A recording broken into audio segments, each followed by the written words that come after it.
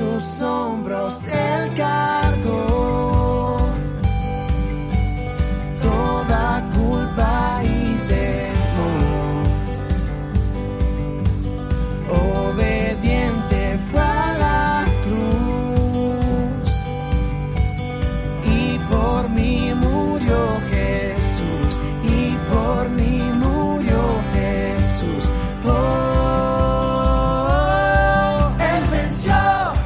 Él venció, libertad me entregó. Él venció,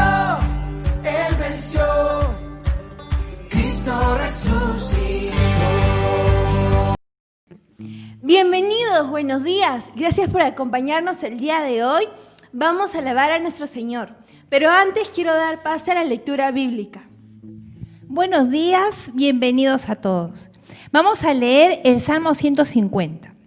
Aleluya, alabado sea el Señor. Alaben a Dios en su santuario, alábenlo en su poderoso firmamento, alábenlo por sus proezas, alábenlo por su inmensa grandeza, alábenlo con sonido de trompeta, alábenlo con el arpa y la lira, alábenlo con panderos y danzas, alábenlo con cuerdas y flautas, alábenlo con címbalos sonoros, alábenlo con címbalos resonantes, que todo lo que respira alabe al Señor. Aleluya, alabado sea el Señor.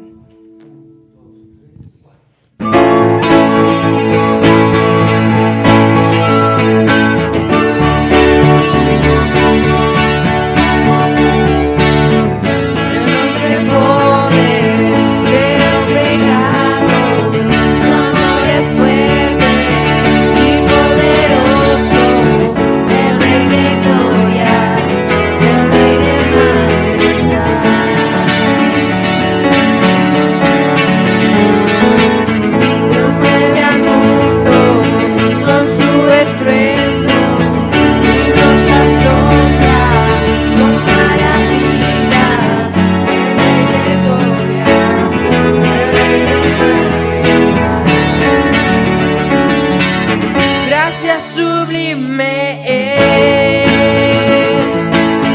perfecto es tu amor, tomaste mi lugar,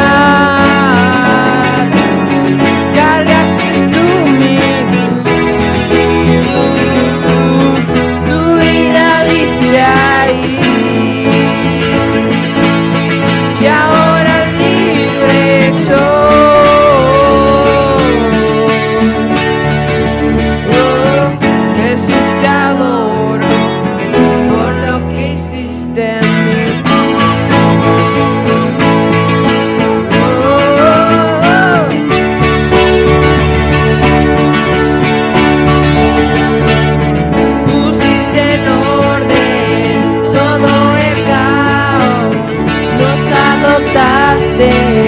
Como tus hijos, el Rey de gloria, el Rey de majestad.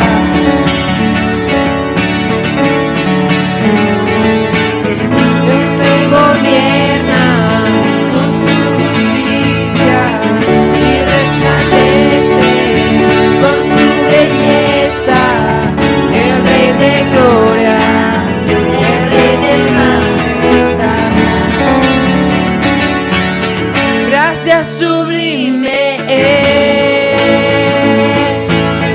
perfecto es tu amor,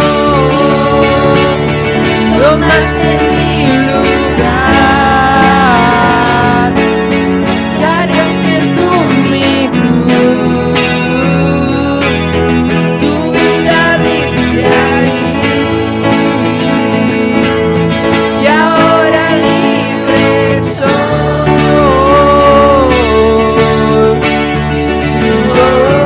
Jesús, te adoro por lo que hiciste en mí.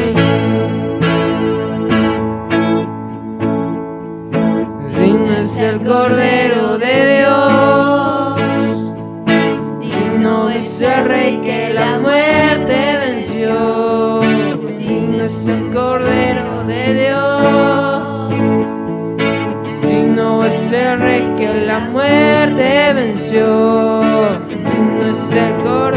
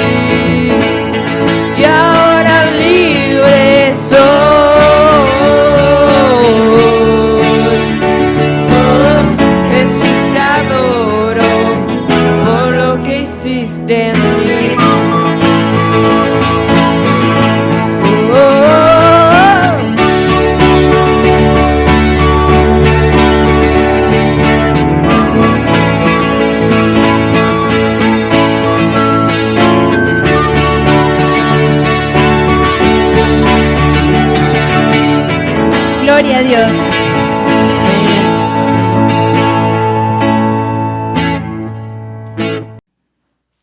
Hemos tenido un hermoso tiempo de alabanza a nuestro buen Dios. Ahora nos toca el turno de la lectura de su palabra. Vamos a estudiar en el Evangelio de San Lucas, el capítulo 17, desde el versículo 20 hasta el versículo 37. Por favor, ¿me acompañan con la Biblia, la lectura de la Biblia? Bien. Los fariseos le preguntaron a Jesús, ¿cuándo iba a venir el reino de Dios? Y él le respondió, la venida del reino de Dios no se puede someter a cálculos. No van a decir, mírenlo acá, mírenlo allá. Dense cuenta de que el reino de Dios está entre ustedes. A sus discípulos les dijo, llegará el tiempo en que ustedes anhelarán vivir siquiera uno de los días del Hijo del Hombre, pero no podrán. Les dirán, mírenlo allá, mírenlo acá. No vayan, no lo sigan.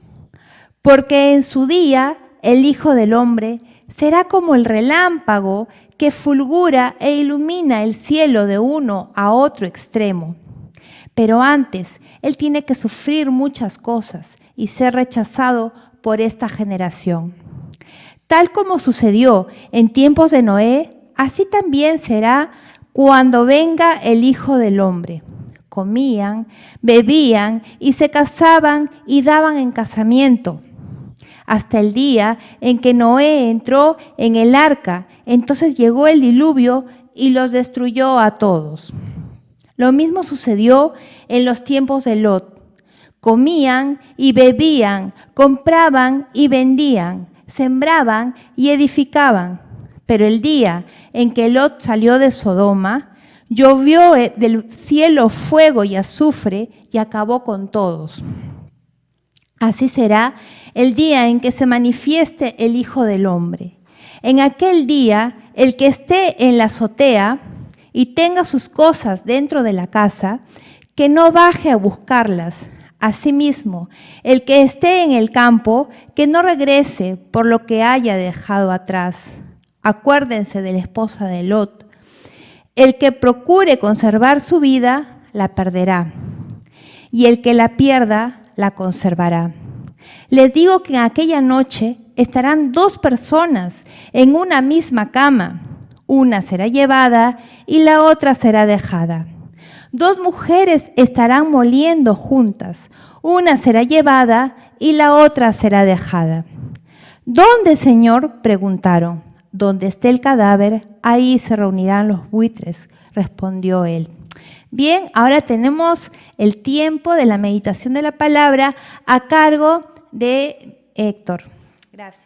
Buenos días, que Dios les bendiga. Es un placer estar nuevamente con ustedes para poder compartir acerca de la palabra de Dios. Bienvenidos. Espero que este momento sea de bendición para cada uno de ustedes. Bueno, el día de hoy vamos a hablar acerca de un tema titulado La venida del reino de Dios. Y como ya hemos visto el pasaje, estamos continuando con nuestro estudio de Lucas, el capítulo 17, y en esta oportunidad estamos viendo el tema de la venida del reino de Dios, ¿no? Es un pasaje en el cual nuestro Señor Jesús está nuevamente confrontado por los fariseos, y esta conversación y este pasaje hermoso surge cuando los fariseos le preguntan a él cuándo habría de venir el reino de Dios. Pero quisiera yo comentarles qué cosa es un reino, porque tenemos que entender qué es un reino. Aquí en el Perú no estamos acostumbrados a lo que es un reino. Hay algunos países en el mundo que tienen un reino donde hay un rey que gobierna. Y en este caso, nuestro reino del cual estamos hablando es el reino de los cielos, el reino de Dios. Pero los reyes ejercen autoridad, ¿verdad? Aunque muchos de ellos terrenalmente ya no tienen total autoridad, tienen un parlamento que los limita o un primer ministro que gobierna, y que ellos se han convertido básicamente en una figura decorativa. Pero nuestro Señor Jesús no es así. Él es Rey y Él tiene su reino eterno. No es un reino que se estableció o inició cuando Jesús vino a este mundo. Un reino que ha existido por siempre porque tenemos un Dios eterno. Vamos a orar para entrar en el tema. Señor, te damos gracias en esta mañana por tu gran amor y fidelidad, porque tú, Señor, nos has dado tu palabra para poder ser iluminados por ella, para poder caminar en base a lo que ella dice, con sabiduría, para estar preparados, Señor, para hacer tu voluntad. Señor, en esta mañana queremos que tú nos guíes y nos ilumines para poder entender lo que tu palabra tiene para nosotros. Te pedimos que nos hables a cada uno en nuestro corazón. Y yo te pido particularmente que me guíes, Señor, para poder hablar como debo hablar. Ayúdanos, Señor, y gracias, Señor, porque tu palabra dice que si estamos 2 o más congregados en tu nombre, ahí estás tú en medio de nosotros. Gracias, Señor, en el nombre de Jesús. Amén. Muy bien. Vamos a ver que esta enseñanza se divide en 4 partes, hablando del reino de Dios, de su venida. En primer lugar, podemos decir que el reino de Dios ya está aquí, pero está de manera invisible. Y eso lo vemos de los versículos 20 al 21. En segundo lugar, podremos decir que este reino de Dios vendrá con Jesús de una manera visible. Eso está entre los versículos 22 y 24. En tercer lugar, podemos decir que este reino vendrá de una forma inesperada, entre los versículos 25 y 33. Y en cuarto lugar, este reino separará a unos de otros. Y esto está entre los versículos 34 y 37. Vamos a ver la primera parte. El reino de Dios ya está aquí, de forma invisible. Muy bien. Cuando los fariseos cuestionan al Señor Jesús acerca de la venida del reino, en el versículo 20, ¿verdad? El Señor le dice de que el reino de Dios no se puede someter a cálculos. El reino de Dios no va a venir con previo aviso. Ellos le hacen esta pregunta al Señor porque ellos estaban dudando realmente. Ellos no podían creer que Jesús sea el Rey, porque el Rey prometido, porque este Jesús no cumplía los parámetros que ellos pensaban que debía cumplir el Mesías prometido. Ellos esperaban a un rey conquistador, que llegara de una manera muy notoria, muy estrenduosa, muy visible, ¿verdad? Con gran poder, con gran gloria, y que Él sea un gran caudillo que los libere del poder de sus enemigos. Pero Jesús no vino de esta manera. Él vino de una manera muy humilde, completamente distinta a la imagen de su nacimiento con la del nacimiento de un noble. Él nació en un establo, su cuna fue un pesebre. Él llegó y cuando era muy niño todavía se fue a vivir a la tierra de Galilea, a la ciudad de Nazaret, un lugar realmente despreciado por los judíos. Entonces ellos no podían concebir que Jesús sea el Rey, porque Él no cumplía los estándares que ellos tenían acerca de su Mesías. Y cuán fácilmente nosotros en esta época, y ustedes que me están escuchando, tal vez tenemos un estándar, una manera de pensar del Mesías, del Cristo. Y no podemos creer que este Jesús sea el Cristo. No estamos dispuestos a entregarle nuestra vida para poder vivir conforme a lo que Él dice. ¿Por qué? Porque no cabe en nuestro pensamiento que el Cristo, que el Salvador sea así como Jesús es. Tenemos una visión de Dios a nuestra manera y queremos que Dios sea como nosotros lo pensamos, ¿verdad? Pero cuán equivocados podríamos estar. Nuestro Señor, Él vino y Él es y siempre ha existido, y Él tiene una manera de ser que cada uno de nosotros lo tiene que conocer, y conociéndole vamos a hallar realmente la delicia de la vida y la plenitud de la vida en Él.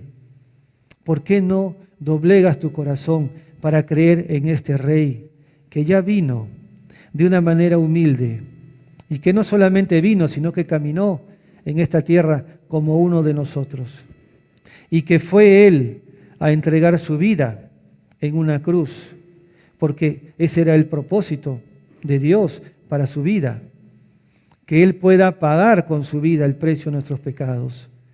Murió, y porque su sacrificio fue aceptable por Dios, el precio del pecado fue completamente pagado. Él resucitó de la muerte. Muy bien. Otra cosa más. Vemos una segunda parte en la cual este reino que ya estaba presente en forma invisible es también explicado por el Señor Jesús. Y esto lo vemos en el versículo 20b hasta el 21. El Señor les explica lo siguiente, les dice que la venida del reino de Dios no puede someterse a cálculos, ni van a decir, mírenlo acá, mírenlo allá, dense cuenta que el reino de Dios está entre ustedes. ¿Cómo es que el reino de Dios ya llegó y los fariseos no se dieron cuenta? Es que Jesús, el Rey, estaba con ellos, pero este reino había venido de una manera, como ya les había mencionado, muy visible, muy notoria, con pompa. No, Él había venido humilde y Él ya estaba aquí, porque este reino era un reino espiritual. Y ellos no habían comprendido que el Señor iba a venir 2 veces. Él iba a venir una primera vez, que Él no tenía nada que ver con la gloria, con el Rey visible. Él iba a venir una primera vez en forma humilde, en un reino invisible. Y eso fue lo que el Señor hizo. Él ya estaba aquí. Por eso es que el Señor les dice que el reino está entre ustedes, porque Jesús el Rey estaba en medio de ellos y no lo podían ver, no lo podían reconocer. Y lo mismo pasa ahora. El mensaje del Evangelio de Jesucristo es predicado en todas las naciones. Y hay mucha gente que todavía no lo puede ver. No puede entender que ese es el Jesucristo, es el Rey que vino para reinar y salvar su vida de los pecados. No lo pueden ver. Pero el Señor ya está entre nosotros. Ahora, ¿cómo Él está en medio de nosotros? Él está habitando en cada uno de los creyentes. Y Él está en la iglesia. Y la iglesia tiene la misión de ir a buscar a los perdidos. Y ahí el Señor Jesús se manifiesta a todos aquellos que todavía no le conocen. Hay que abrir el corazón. Hay que verlo no con los ojos de la razón, sino con los ojos de la fe. Porque el Señor va a hacer una gran obra en el corazón de aquellos que creen. Muy bien. Pero esta venida del reino también podemos decir que va a venir una segunda vez. Va a venir con el Cristo Jesús que viene por segunda vez. Pero ya no va a venir como aquel niño humilde que nació pobre en un pesebre. Ahora va a venir como el Rey Todopoderoso. Y su venida va a ser visible para todos. Va a ser una venida realmente como la que los fariseos pensaban que debía ser la primera venida de Jesús. Por eso es que no podían creer en Él. Esta venida va a ser con gloria, va a ser totalmente visible, pública, y el Señor va a venir con todo su poderío, con toda su majestad, con toda su gloria, y todo el mundo lo va a identificar como el Rey prometido que viene. Pero Él viene a juzgar. Él ya no viene, como vino la primera vez, a buscar y salvar los que se habían perdido. Ahora Él viene a juzgar a aquellos que no han creído. Muy bien. Esta segunda venida, podemos decir en primer lugar, que es deseada por los creyentes. En el versículo 22 vemos de que va a venir un tiempo, dice, en que ustedes anhelarán vivir siquiera uno de los días del Hijo del Hombre. Pero el Señor empieza diciéndoles, este versículo empieza diciéndoselos a los discípulos, que iban a anhelar la venida del Hijo del Hombre. Ahora, nosotros estamos viviendo los tiempos finales, tiempos que empezaron desde la venida de nuestro Señor Jesús, la primera venida. Estamos viviendo estos tiempos y cada vez se ponen más duros y más difíciles. Nosotros anhelamos, el verdadero cristiano anhela la venida del Señor. Él tiene ese grito en el corazón que dice, Maranata, Cristo viene. Es un clamor del corazón del verdadero creyente que anhela la venida de su Señor. Él viene como Rey a reinar y la iglesia está anhelante de su venida. La iglesia es la novia de Cristo que está esperando que su esposo, que su novio prometido venga para poder unirse a él en las bodas del Cordero, ¿verdad? Y hay un segundo punto que podríamos ver aquí, que esta venida va a ser vista por todos. En el versículo 23 leemos los siguientes. Le dirán, mírenlo allá, mírenlo acá, no vayan, no lo sigan, porque en su día el Hijo del Hombre será como el relámpago que fulgura e ilumina el cielo de uno a otro extremo. Así va a ser la venida del Hijo del Hombre. Pero hasta que Él llegue, van a aparecer algunos falsos cristos, falsos mesías, que van a reclamar ser ellos los mesías. Y algunos van a decir, oye, vamos a ver al Mesías fulano que está por allá, o que está en tal lugar. La palabra de Dios nos advierte, no vayan con ellos.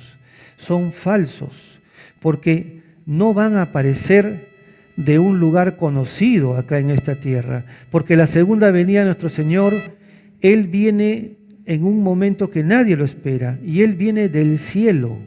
Él no va a venir caminando por ahí, Él no va a venir haciendo milagros por ahí, no crean cuando digan que alguien viene, pero van a haber muchos que van a venir en su nombre, nos dice la palabra, y van a confundir a muchos.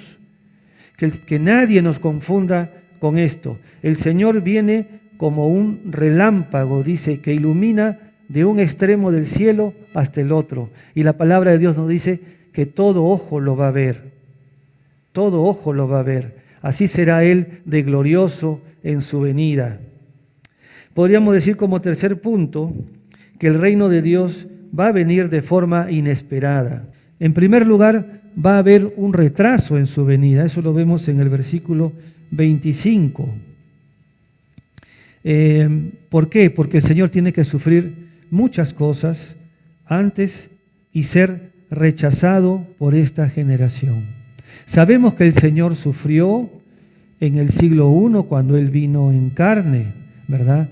Él fue a la cruz y Él fue rechazado por esa generación, por los judíos. La palabra de Dios dice que a los suyos vino, pero los suyos no le recibieron. Pero a todos los que le recibieron, a los que creen en su nombre, les dio la potestad de llegar a ser hechos hijos de Dios, ¿verdad? Muchos en esa época lo rechazaron, pero el Señor fue rechazado por esa generación. Pero pónganse a pensar, el Señor sigue siendo rechazado por la gente de esta generación. ¿Cuántos no han aceptado todavía el mensaje del Evangelio? Muchas personas no lo consideran un mensaje coherente, no lo consideran digno de recibirlo. Ellos piensan que eso es una fábula, es un cuento, y ellos no están para perder su tiempo con esas cosas. Pero lamentablemente un día el Señor va a venir y les va a reclamar esa persona, les va a decir: tú tuviste tu oportunidad de aceptar el mensaje y lo rechazaste. Ahora, cuando el Señor venga, va a ser demasiado tarde, ¿verdad? Y yo creo que el Señor está retrasando su venida porque Él es paciente con aquellos que le rechazan. Él quiere que su corazón se humille ante Él, que se ablande, y Él tiene el poder para ablandarlo. Pero Él está esperando pacientemente que muchos se arrepientan, que muchos crean en el Evangelio, y Él está retrasando su venida en ese sentido, por el rechazo que todavía hay de muchas personas. No, la espera no va a ser para siempre, el Señor en algún momento va a venir. Y si tú no has aceptado al Señor Jesucristo, en ese momento va a ser muy tarde. Ya no vas a poder tener una segunda oportunidad. Así que hoy es el día para que tú te arrepientas y para que tú aceptes al Señor Jesucristo como Señor y Salvador. La Biblia dice que hoy es el día de salvación. Así que ábrele tu corazón a Jesús y cree en Él. Porque cuando Él venga, Él ya va a juzgarte y ya no va a haber oportunidad para que te arrepientas. Muy bien, podríamos decir también que la hora de su venida es inesperada. Nadie sabe el momento que Él va a venir. Acuérdense que el Señor dijo que Él viene como ladrón en la noche y nadie sabe cuándo viene. Y Él nos da unas indicaciones aquí en este pasaje, en el versículo 26, que así como sucedió en los días de Noé, antes que Noé suba al arca, así serán los tiempos previos a la venida del Señor, ¿verdad? Dice que ahí comían, bebían y se casaban y daban en casamiento, pero algo sucedió cuando Noé entró en el arca. La destrucción vino para todos y solamente Noé y su familia se salvaron. Ahora, no hay nada malo en comer, en beber, en casarse. Son cosas normales y naturales, pero el problema es que cuando esas cosas son tan importantes para ti, que se vuelven tu prioridad y en tu vida no hay lugar para Dios. Todo lo que tú anhelas son estas cosas que hemos mencionado. Tú vives para ello, tú trabajas para ello y todo lo que haces está orientado en que tú busques tu felicidad y tu satisfacción personal. Pero déjame decirte que la vida no consiste en buscar tu satisfacción personal. La vida verdadera consiste en hacer la voluntad de Dios, en aceptar y creer a Jesucristo.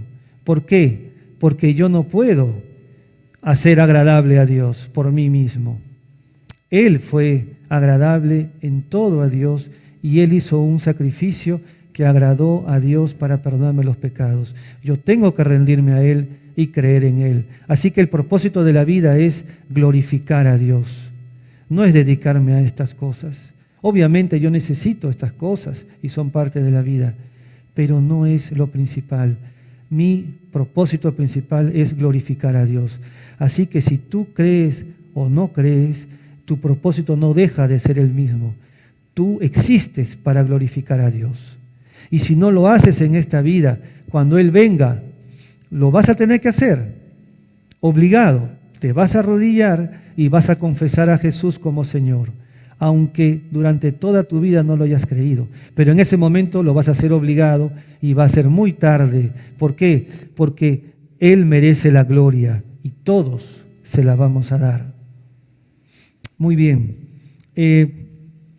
Esta venida va a ser inesperada, ¿verdad? Ya lo dijimos también. Y dice el versículo 27, comían, bebían y se casaban, ya lo vimos, hasta el día que llegó el diluvio y los destruyó a todos.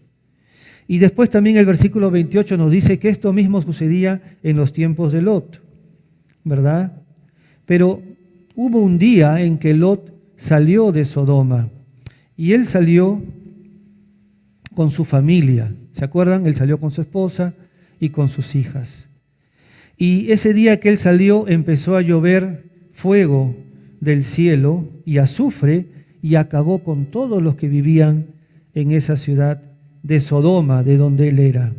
¿Por qué? Porque Dios estaba juzgando esta ciudad. Así como Dios había juzgado a la tierra en la época de Noé, así también juzgó en la época de Lot. Pero miren, ¿quiénes fueron los salvados? Fueron Noé y su familia y Lot y su familia. ¿Qué nos dice esto a nosotros?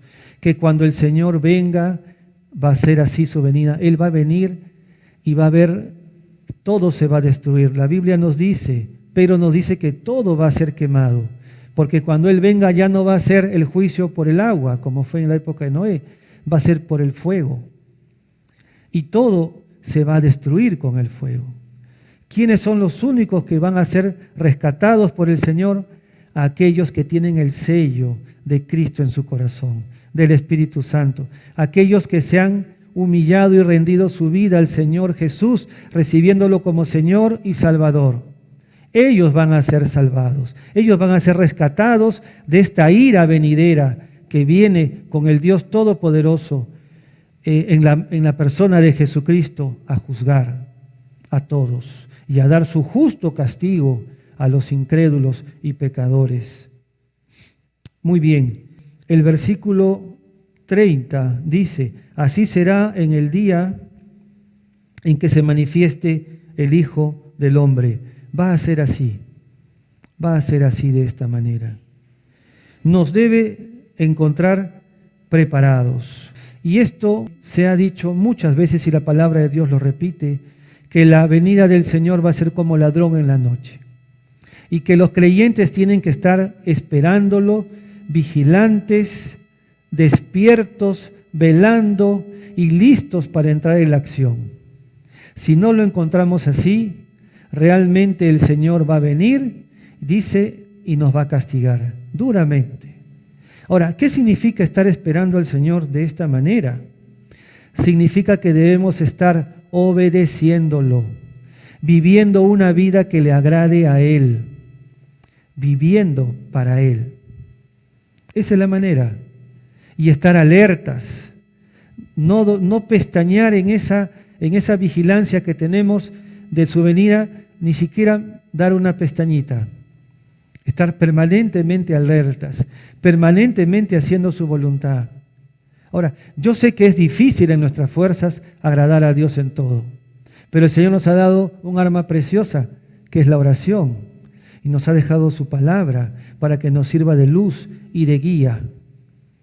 Tenemos estas herramientas preciosas por las cuales nosotros podemos mantenernos firmes hasta que el Señor regrese.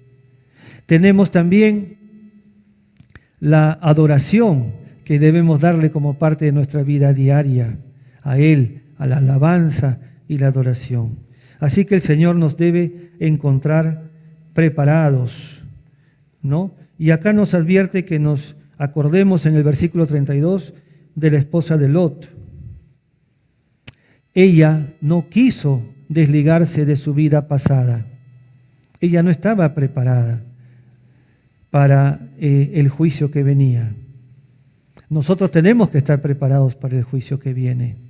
Nosotros no debemos estar mirando atrás al mundo y añorando el mundo como la esposa de Lot añoró. Sabemos que como castigo el Señor la convirtió en una estatua de sal y se quedó allí como testimonio para aquellos que aman al mundo y que menosprecian la salvación del Señor.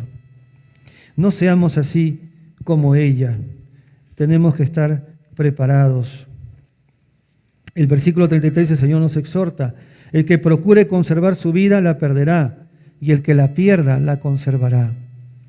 Tan importante es mantener tu vida, el estilo de vida que tienes, para decirle no al Señor. Si tú haces eso, vas a perder la vida que tienes. Pero si al contrario, tú, por el Señor, tienes que sacrificar tu estilo de vida y dejar algunas cosas, o tal vez la mayoría de las cosas, y lo haces con gozo, entonces, por haber perdido tu vida pasada, realmente estás ganando la vida eterna con el Señor. el siguiente punto, ¿verdad? Vemos que el reino de Dios separará a unos de otros. Y eso lo vemos en el versículo 34 en adelante. El Señor empieza diciendo: les digo que en aquella noche estarán dos personas en una misma cama. Uno será llevada y la otra será dejada. Dos mujeres estarán moliendo juntas. Una será llevada y la otra será dejada. Miren, acá nos habla dos escenas diferentes, ¿verdad? Gente que está durmiendo en una cama, entendemos un hombre con su esposa, ¿verdad? Y por otro lado que están trabajando en el campo, moliendo juntas. Entonces, ¿qué pasa? Porque cuando el Señor venga va a ser un solo evento para toda la humanidad, ¿verdad? Algunos estaremos trabajando, algunos otros estarán durmiendo. Pero dice el Señor que aquí está haciendo Él la separación. Él va a separar a unos de otros, así como Él va a separar la cizaña del trigo, también que Él nos explica cuando Él venga en otro pasaje de la Escritura. Entonces Él va a tomar a unos y va a dejar a otros.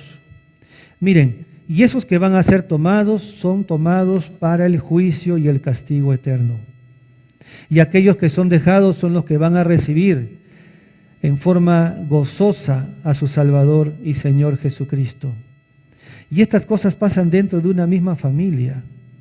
Por eso es tan importante que nosotros, si somos padres de familia o madres de familia, sepamos inculcar la fe en el Señor Jesucristo en nuestros hijos. Porque la salvación es personal, ¿verdad? Aquí incluso está hablando de un matrimonio que están los dos durmiendo en la cama. La salvación es personal. Y así también vemos a las mujeres que están moliendo juntas. El Señor toma individualmente a aquellos que tienen el sello de Dios en ellos. ¿Y saben quiénes son los que tienen el sello en ellos? Los que han recibido y aceptado con todo el corazón al Señor Jesucristo como Señor y Salvador, y han estado dispuestos a perder su vida por servirle y seguirle a Él.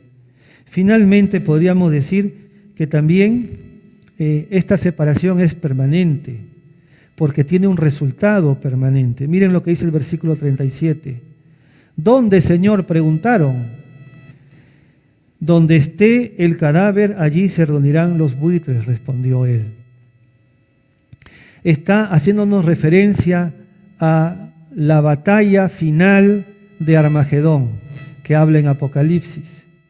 Cuando después de esta batalla van a caer los cadáveres de todos aquellos que se rebelaron contra el Señor y su iglesia, y van a caer tendidos ahí en el campo de Meguido o Armagedón, y van a venir los buitres a comer los cadáveres, y va a ser un resultado fatal y permanente. Y eso es lo que nos está diciendo el Señor, que cuando Él venga en su venida, ya no va a haber oportunidad para el arrepentimiento.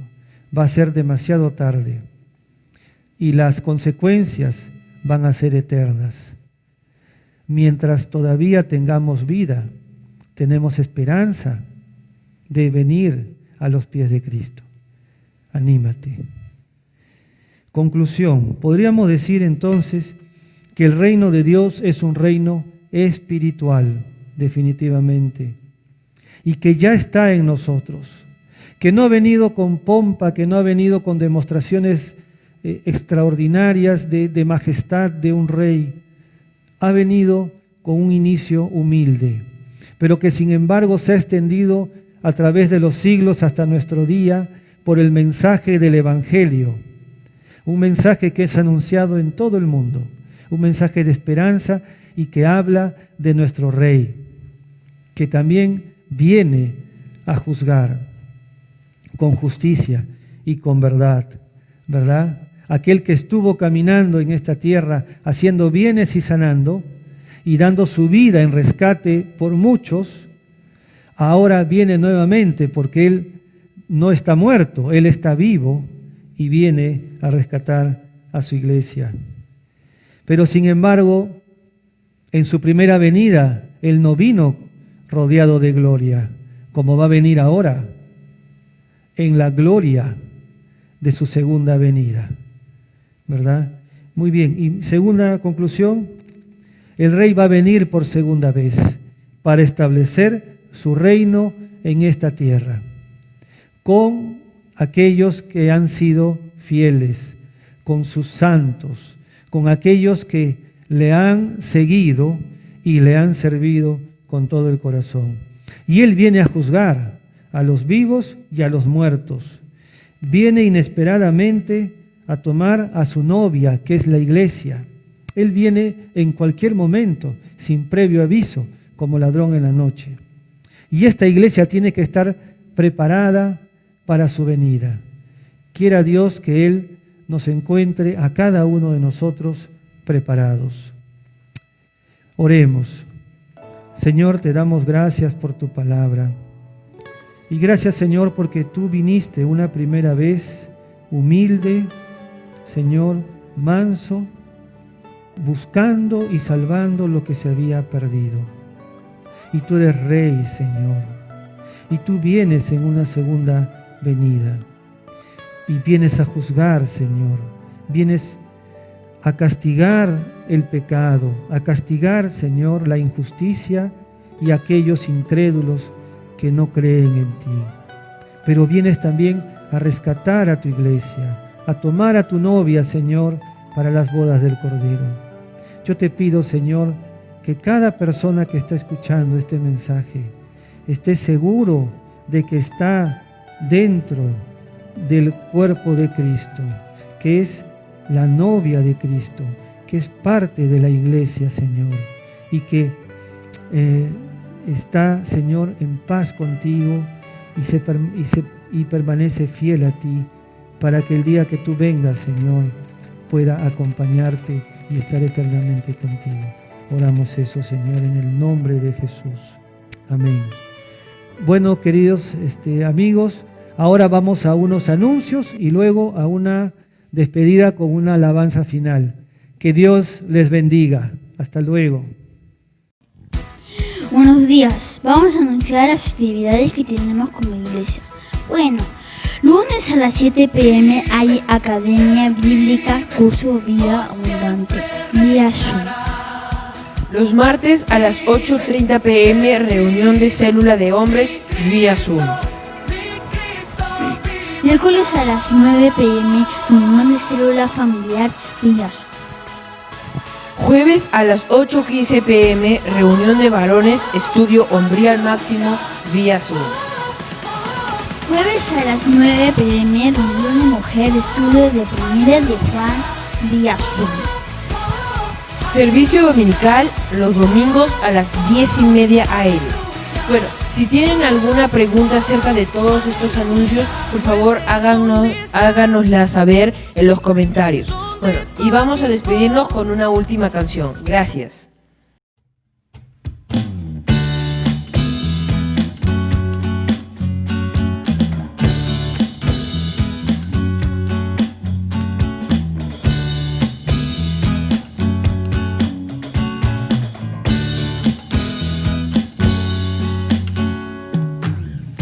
Yo recuerdo el momento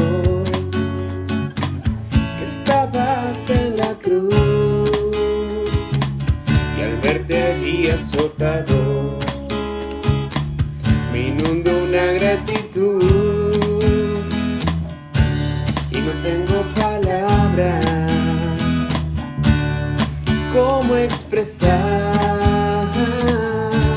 Mejor dejo mi corazón que no puede callar. Gracias por amarme de verdad, por ocupar mi lugar. Gracias por tu gran fidelidad y por tu amor que mi vida cambió.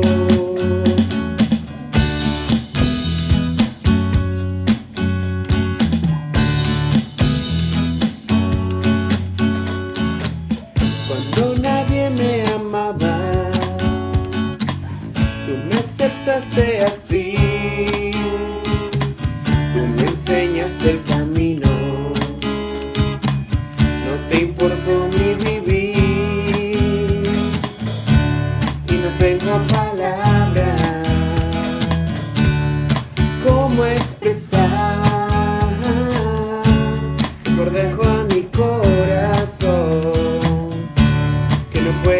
callar.